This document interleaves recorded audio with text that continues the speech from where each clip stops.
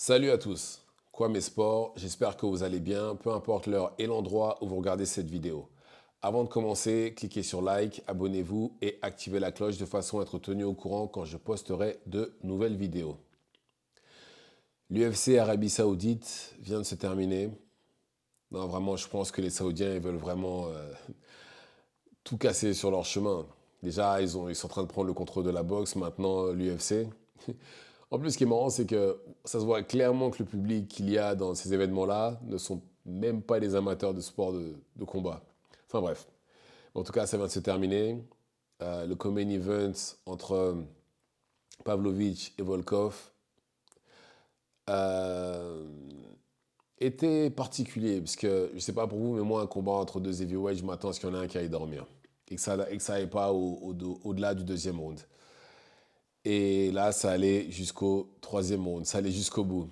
Victoire de Volkov qui a bien géré stratégiquement son combat, a bien maintenu à distance Pavlovich et a bien lui a enchaîné l'enchaînement low kick et les jabs a fonctionné à chaque fois. Zéro ajustement de Pavlovich et il a perdu comme ça. Mais là, on est là pour parler du main event entre Robert Whittaker et Ikram Aliskerov. Alors, il était initialement prévu que Robert Whittaker rencontre Chimaev. Malheureusement, Chimaev est malade, apparemment très malade. Il envisagerait même peut-être de mettre fin à sa carrière. Mais bon, on lui souhaite qu'il se rétablisse, hein, bien entendu. Et Aliskerov, qui lui devait combattre la semaine dernière, a finalement combattu ce soir. Et combat. Alors, c'est bien ce qu'a fait l'UFC, parce qu'ils ont mis en face de Whittaker un combattant qui est bon en lutte aussi, tout comme Chimaev, qui d'ailleurs, il est russe aussi, d'ailleurs, Aliskerov.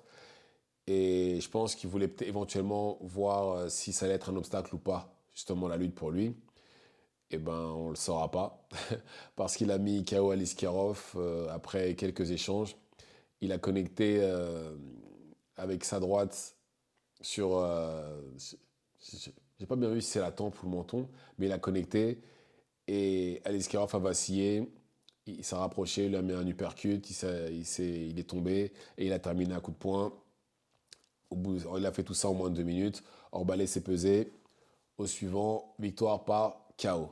Et là maintenant, il est dans une position où il peut combattre soit Sean Strickland, qui lui sort d'une victoire contre Paulo Costa que lui-même a battu. Et d'ailleurs, c'est un ancien champion. Ou soit contre Nassourdine Imavov, qui lui a battu Cannonier par arrêt de l'arbitre, au cas où je sais plus. Enfin bref, en tout cas, c'est pas allé jusqu'au bout. Et très franchement, je préférerais que ce soit Imavov. Pourquoi? Parce que ce serait sûr et certain le main event à l'UFC pareil. Sûr et certain. Et en termes de style aussi, je pense que ce serait plus intéressant de le voir contre Imavov parce que les deux sont de très bons strikers. Pas que Strickland n'est pas un bon striker, mais avec sa façon de combattre, je ne sais pas si le combat serait si beau à voir que ça, comparé à Imavov contre Whittaker. Et le vainqueur de ce combat-là se retrouvera en position sûrement pour combattre pour le titre, après contre le vainqueur de Duplessis Adesanya.